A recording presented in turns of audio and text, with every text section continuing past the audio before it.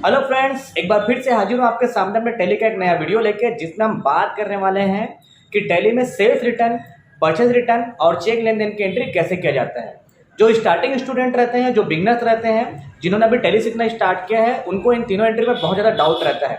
तो आज आपका ये डाउट क्लियर होने वाला है। यदि आपको भी इन एंट्री में डाउट है तो आप मेरे वीडियो पर लास्ट तक बने रहिए और अपने डाउट को क्लियर करिए। तो चलिए फ्रेंड, मैं हूं पीयूष देवांगन, टैली की क्लास में आपका स्वागत है। देखते हैं इन तीनों की एंट्री टैली में कैसे किया जाता है। यदि फ्रेंड्स अभी तक आपने मेरे चैनल को सब्सक्राइब नहीं किया है तो प्लीज़ आप अपने यूट्यूब पे चले जाइए। यूट्यूब पे जाने के बाद आप सर्च ऑप्शन में जाइएगा। सर्च ऑप्शन में जाने के बाद आप मेरे चैनल का नाम लिख दीजिए, स्वास्तिक कंप्यूटर। जैसे ही आप सर्च ऑप्शन में मेरे चैनल का नाम लिखेंगे, यहाँ पे स्वास्तिक कंप्यूटर क्लासेस आपको दिखेगा या स्वास्तिक कंप्यूटर दिखेगा। आप नीचे आ जाइएगा और नीचे आने के बाद यहाँ पे दिख रहा है सीधा अकाउंटिंग वाउचर करना सीखे। नीचे आएंगे सरल तरीके से सीखे वाउचर एंट्री करना। नीचे आएंगे direct accounting voucher with discount entry. इस तरीके से मेरे वीडियो मिल जाएंगे दोस्तों। आप वीडियो पे जाके मेरे वीडियो को सब्सक्राइब कर दीजिएगा और बेल आइकॉन को प्रेस कर दीजिएगा, ताकि मैं जो भी वीडियो लेके आऊँ सबसे पहले आप तक पहुँचे। ठीक है फ्रेंड्स, तो चलते हैं, देखते हैं नेक्स्ट वीडियो। चलिए फ्रेंड्स, हम आगे अपने कंप्यूटर की स्क्रीन पे, सामने हमको टैली RP9 का इंटरफेस शो हो रहा है। चलिए चलते हैं क्वेश्चन पे, बिल पे। मैंने पहले भी ये बिल बना के रखा हुआ था। आपने देखा होगा मेरे पहले के एंट्री में कि मैं इसी तरह के बिल बना के रखा हुआ हूँ, ताकि मैं आपको अच्छे से समझा सकूँ। तो चलिए फ्रेंड्स, हम इस बिल में एंट्री सीख लेते हैं। हम इस एंट्री में बात करेंगे कि सेल्स रिटर्न और परचेज रिटर्न की एंट्री कैसे किया जाता है और चेक लेन देन की एंट्री कैसे किया जाता है। तो चलिए सबसे पहले हम पढ़ लेते हैं पहला बिल। यहाँ पे लिखा है business started with cash of amount 1 lakh rupees. Business started, व्यापार चालू किए नगद 1 लाख रुपए लगा के। तो मैंने अपने पहले वीडियो में, अगर मेरा पहला वीडियो देखा होगा तो मैंने बताया था कि व्यापार चालू करने का फंक्शन क्या होता है, F6, और किसके किसके पीछे एंट्री होना है। तो जो लगा रहे हैं कैपिटल और जिस रूप में लगा रहे हैं कैश, तो कैपिटल टू कैश के बीच में एंट्री होना है। ठीक है फ्रेंड्स, तो चलिए चलते हैं हम लोग टैली में और अकाउंटिंग वाउचर में डायरेक्ट एंट्री करेंगे हम लोग। तो अकाउंटिंग वाउचर में हम यहाँ पे चलते हैं और एंटर कर लेते हैं। F6 पहला पेमेंट हमको शो होता है, हम F6 प्रेस करेंगे। और मैंने तो लेजर बनाया नहीं है, तो यहाँ पे क्या आना है, कैपिटल और कैश के बीच में एंट्री होना है। तो यहाँ पे कैपिटल आना है, तो Alt+C प्रेस करते हैं। लेजर क्रिएट करने का ऑप्शन खुलेगा और कैपिटल का होता है कैपिटल अकाउंट। Ctrl+A कीबोर्ड से प्रेस कर लेते हैं, एक्सेप्ट हो जाएगा। ये अमाउंट है 1 लाख रुपीज़, 1 2 3 4 5। इंटर और कैश, कैपिटल और कैश के बीच में एंट्री होना है। तो ये हो गया हमारा पहला एंट्री। एक्सेप्ट करते हैं Ctrl+A से। चलिए फ्रेंड, नेक्स्ट एंट्री हम देखते हैं। लिखा है अगला बिल, लिखा है गुड परचेज फ्रॉम अमर पूजन stores of amount 10,000 rupees. Goods purchase, mall purchase किए हैं किससे, अमर पूजन स्टोर से। अब ये उधारी हुआ। अगर आपने मेरा पहला वीडियो देखा होगा तो मैंने बताया था कि जहाँ कैश लिखा हुआ मिलेगा तो हम उसको नगद मानेंगे, और जहाँ कैश लिखा हुआ नहीं मिलेगा हम उसको उधारी मानेंगे। हम ही परचेज करते हैं, हम ही सेल्स करते हैं। ठीक है फ्रेंड्स, तो ये हमारा पहला रूल था इसमें। तो चलिए चलते हैं।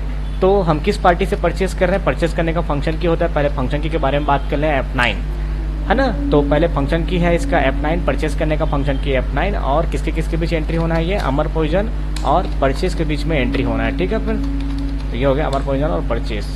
चलिए तो चलते हैं कीबोर्ड पे और यहाँ पे प्रेस करते हैं F9। पार्टी का नाम यहाँ पे रिमूव करेंगे, क्योंकि हम अभी अकाउंट ओनली वाउचर एंट्री करना सीख रहे हैं। ठीक है फ्रेंड्स, तो यहाँ पे नेम ऑफ आइटम Ctrl+V से रिमूव कर लेते हैं, इंटर करते हैं। और यहाँ पे हमने लेजर बनाया नहीं है, तो Alt+C प्रेस करेंगे और बनाएंगे यहाँ पे अमर प्रोविजन स्टोर्स।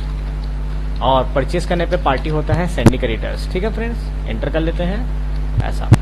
चलिए, तो ये हो गया हमारा अमर प्रोविजन, और यहाँ पे हम अमाउंट डाल देते हैं। अमाउंट हमारा कितना है, तो अमाउंट है हमारा यहाँ पे 10,000 रुपीज़। 10,000 को उधारी सामान परचेज कर रहे हैं, तो 10,000 हम यहाँ पे नोट कर लेते हैं। अब यहाँ पे किसके किसके बीच एंट्री होना है, अमर प्रोविजन और परचेज के बीच में होना है। तो परचेज हमने बनाया नहीं है, तो Alt+C करेंगे, और परचेज का क्या होता है, परचेज अकाउंट होता है। तो परचेज का मैंने लिख दिया यहाँ पे परचेज अकाउंट, Ctrl+A एक्सेप्ट। तो यह बन गया अमर प्रोविजन और परचेज के बीच में एंट्री। ठीक है फ्रेंड्स, चलिए आगे चलते हैं। लिखा है goods return to Amar provision stores of amount 1500 rupees due to bad qualities. Goods return to Amar provision store, देखिए जो हमने अमर प्रोविजन स्टोर से माल खरीदा था उसमें कुछ बेड क्वालिटी के चलते हमने उसको रिटर्न किया है सामान। तो कितने का सामान रिटर्न किया है, 1500 का सामान रिटर्न किया है। अब देखिए दोस्तों, रिटर्न करने का कोई फंक्शन की होता नहीं है। तो रिटर्न करने के लिए जहां हमारा सेल्स रिटर्न हुआ, जहां हमारा परचेज रिटर्न हुआ, तो उसके लिए हम लोग यूज़ करेंगे F7 बटन। F7 फंक्शन की यूज़ करेंगे, जो होता है जनरल एंट्री। ठीक है फ्रेंड्स, तो ऐसा एंट्री जो अनरिजर्व है, जिसका कोई फंक्शन की हम भी क्रिएट नहीं हुआ है, मतलब नहीं बना है। जैसे F8 सेल्स करने के लिए होता है, F9 परचेज करने के लिए होता है, F5 पेमेंट करने के लिए होता है, F6 रिसीव करने के लिए होता है, और एक F4 जो होता है वो बैंक की एंट्री करने के लिए होता है। तो एक हमारा फंक्शन की बच जाता है F7। तो ऐसे एंट्री जिसका कोई फंक्शन की हमको समझ में नहीं आता, मतलब उसका फंक्शन की क्या होना चाहिए, तो वो जाएगा जनरल में। ठीक है फ्रेंड्स, तो जैसे रिटर्न करने का कोई फंक्शन की नहीं है तो वो दोनों एंट्री हम, चाहे सेल्स रिटर्न हो चाहे परचेज रिटर्न हो, उसकी एंट्री हम करेंगे जनरल में। ठीक है फ्रेंड्स, तो चलिए देख लेते हैं। यहाँ पे लिखा है goods return to Amar provision stores. Amar provision stores को हम क्या कर रहे हैं, 1500 का सामान रिटर्न किए हैं बेड क्वालिटी के चलते। अब ये कौन सा रिटर्न हुआ हमारे लिए, हम खरीदे थे उससे, तो खरीदा हुआ सामान हम रिटर्न कर रहे हैं, तो ये हमारा रिटर्न हुआ परचेज रिटर्न। ठीक है फ्रेंड्स, तो चलिए चलते हैं। और रिटर्न करने का फंक्शन के मैंने बताया है जनरल में होगा। अब हम सामने वाले को रिटर्न कर रहे हैं तो उसके लिए हो गया डेबिट, तो पहले जनरल में डेबिट पहले आ रहा है, तो अमर प्रोविजन को हम रिटर्न कर रहे हैं। और कितने का माल हमने इससे परचेज किया, देखिए 10,000 का, जिसमें हम कितने का सामान इसको हम रिटर्न कर रहे हैं, 1500 का। तो यहाँ पे हम 1500 डाल देते हैं। और हम इसको क्या रिटर्न कर रहे हैं, इससे खरीदा हुआ सामान, तो हम अल्टसी करते हैं और बनाते हैं इसके लिए परचेस रिटर्न के नाम से, और परचेस रिटर्न का बनेगा परचेस अकाउंट। ठीक है फ्रेंड्स, चलिए तो ये हो गया हमारा रिटर्न करने का एंट्री। कौन सा रिटर्न, परचेस रिटर्न। ठीक है, तो जनरल में एंट्री होना है, चाहे वो सेल्स रिटर्न हो चाहे वो परचेस रिटर्न हो, दोनों की एंट्री हमको जनरल में करना है। ठीक है फ्रेंड्स, तो आई होप आपको समझ में आ गया होगा। चलिए एंटर एक्सेप्ट कर लेते हैं। चलिए आगे चलते हैं। लिखा है cheque given to Amar provision stores of amount 8500 rupees. अब देखिए अमर प्रोविजन स्टोर को हम चेक दिए हैं कितने का, 8500 का। तो जो भी माल हमने खरीदा था और जो भी हमको रिटर्न करना था वो रिटर्न कर दिए। अब जो भी बैलेंस हमको हमारा बचा होगा उस बैलेंस को हम उसको क्या कर रहे हैं, चेक के रूप में दे रहे हैं। ठीक है, कैश या चेक के रूप में आप पेमेंट करेंगे, तो इसमें चेक के रूप में लिखा है तो हम चेक के रूप में पेमेंट करेंगे। ठीक है फ्रेंड्स, तो यहाँ पे चलते हैं और पेमेंट करना। अब देखिए जहाँ चेक लेना और देना, कई लोग के माइंड में आता है कि चेक है तो बैंक की एंट्री होना चाहिए।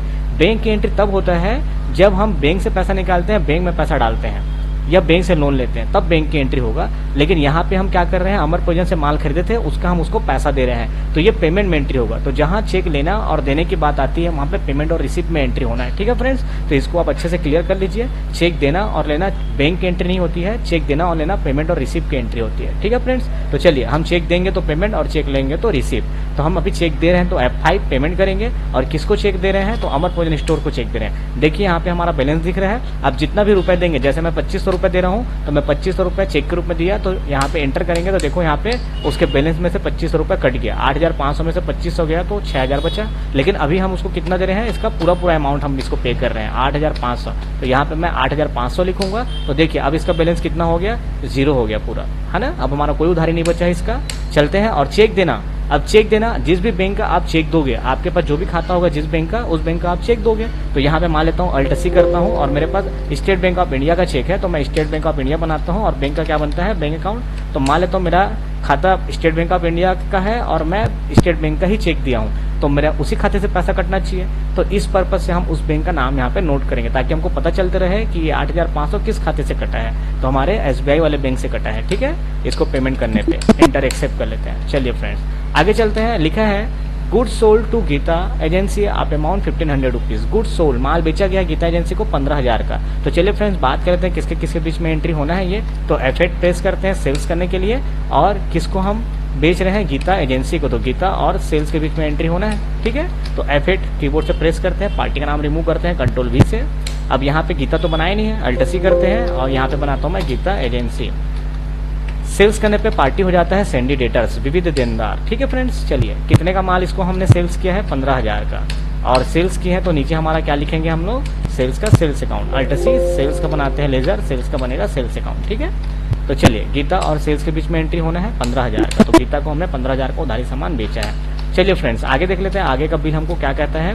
लिखा है goods return to Geeta. Goods return to Geeta, Geeta को जो हमने माल, sorry goods return from Geeta, Geeta को हमने जो माल सेल्स किया था तो उन्होंने हमको क्या किया है, goods return from Geeta of amount 2000 रुपये due to bad quality. Geeta से हमको 2000 रुपये का सामान रिटर्न हुआ है बेड क्वालिटी के चलते, है ना। तो गीता को हमने सामान बेचा था, तो ये कौन सा रिटर्न हुआ, सेल्स रिटर्न हुआ हमारे लिए। सेल्स के वो सामान हमको रिटर्न हो रहा है, तो गीता से हमको 2000 रुपये का सामान बेड क्वालिटी के चलते रिटर्न हुआ है। तो चलिए रिटर्न करने का कोई फंक्शन की होता नहीं है, तो जनरल में एंट्री करेंगे। अब गीता ने हमको रिटर्न किया है तो रिटर्न हमको हो रहा है, मतलब सेल्स रिटर्न हमको वापस आ रहा है, सेल्स का सामान, तो हमारे लिए डेबिट हो गया वो। तो अल्टसी करते हैं, अब यहाँ पे बनाते हैं सेल्स रिटर्न, और सेल्स का बनता है सेल्स अकाउंट, सेल्स रिटर्न का सेल्स अकाउंट, परचेज रिटर्न का परचेस अकाउंट। ठीक है फ्रेंड्स, तो सेल्स होता है क्रेडिट लेकिन रिटर्न होता है डेबिट। ठीक है, वैसे ही परचेस होता है डेबिट और परचेस रिटर्न होता है क्रेडिट। ठीक है फ्रेंड्स, उल्टा हो जाएगा। तो चलिए सेल्स किया हुआ सामान हमको रिटर्न हो रहा है तो डेबिट हो गया, और कितने का सामान रिटर्न हो रहा है, 2000 का। एंटर कर लेते हैं, और कौन रिटर्न कर रही है, गीता एजेंसी। अब गीता एजेंसी को हमने देखे 15000 का सामान बेचा था, जिसमें से 2000 का सामान उन्होंने हमको रिटर्न कर दिया, तो बैलेंस बच गया 13000, मतलब 13000 का सामान ही हमारा सेल्स हुआ है। एंटर एक्सेप्ट कर लेते हैं। आगे चलते हैं, फिर लिखा है यहाँ पे चेक रिसीव फ्रॉम गीता। अब गीता से हम क्या कर रहे हैं, जो भी बचा पैसा है उसका हम चेक ले रहे हैं, मतलब वो हमको पेमेंट कर रही है ना। तो वो सामने वाला हमको पेमेंट कर रही है और उस पेमेंट को हम रिसीव कर रहे हैं। तो रिसीव करना मतलब F6, तो हम प्राप्त कर रहे हैं उससे चेक, तो F6 में होना है एंट्री। और कौन हमको रिटर्न कर रही है, गीता हमको चेक दे रही है। तो गीता से हम रिसीव कर रहे हैं कितने का चेक, 13,000 का। तो 13,000 यहाँ पे लिखेंगे, तो जो भी हमारा बैलेंस रहा होगा, देखो कट गया वो, मतलब जो भी हमारा वो पैसा लग रहा है वो पूरा पैसा उन्होंने हमको कंप्लीट किया है चेक दे के। तो चेक की एंट्री SBI, हमारा खाता SBI में है, तो हम इसी में डालेंगे चेक को, तो वो बैलेंस हमको SBI में शो होते रहेगा कि ये 13,000 कहाँ से आया है, कि गीता के पेमेंट से हमको ये मिला है। ठीक है, तो गीता एजेंसी ने हमको पेमेंट किया है 13,000 रुपये, मतलब हम उससे प्राप्त किए हैं, रिसीव किए हैं। ठीक है, तो जो हम लेते हैं वो रिसिप्ट में जाएगा, जो हम देते हैं वो पेमेंट में जाएगा। तो चेक हमने लिया है तो रिसिप्ट में, और चेक हमने दिया है तो पेमेंट में एंट्री होगा। ठीक है फ्रेंड्स, तो आई होप आपको ये एंट्री समझ में आ गया होगा, आपका क्लियर हो गया होगा डाउट। यदि आपका डाउट क्लियर नहीं होता है तो वीडियो को आप बार बार देख सकते हैं, पॉज करके देख सकते हैं। तो चलिए दोस्तों, यदि ये वीडियो पसंद आता है तो वीडियो को लाइक और सब्सक्राइब जरूर करिएगा। प्रॉफिट लॉस में हम चलते हैं, प्रॉफिट लॉस हम चेक कर लेते हैं। देखिए हमने 8,500 का परचेस किया है, वैसे तो हमने 10,000 का परचेस किया था, है ना, लेकिन हमने क्या किया है, उसको जो परचेस किया था उसमें 1500 का सामान हम उसको रिटर्न किए, है ना। तो उसको कट के हमारा कितना बचता है बैलेंस, 8,500। वैसे हमने क्या किया है, सेल्स किया था, तो सेल्स किया था तो हमने तो 15,000 का सेल्स किया था, लेकिन हमको 2,000 का सामान रिटर्न हुआ था, है ना। तो 2,000 पैसा कट के यहाँ पे हमारा सेल्स कितना दिखा रहा है, 13,000। 10,000 में 1500 कट के हमको परचेस कितना दिखा रहा है, 8,500, मतलब 8,500 का परचेस हुआ है और 13,000 का सेल्स हुआ है, जिसमें से हमको नेट प्रॉफिट हो रहा है 4,500 का। तो चलिए फ्रेंड्स, ये होता है हमारा ये एंट्री कंप्लीट। पसंद आता है तो वीडियो को लाइक और सब्सक्राइब जरूर करिएगा। मिलते हैं नेक्स्ट वीडियो पे।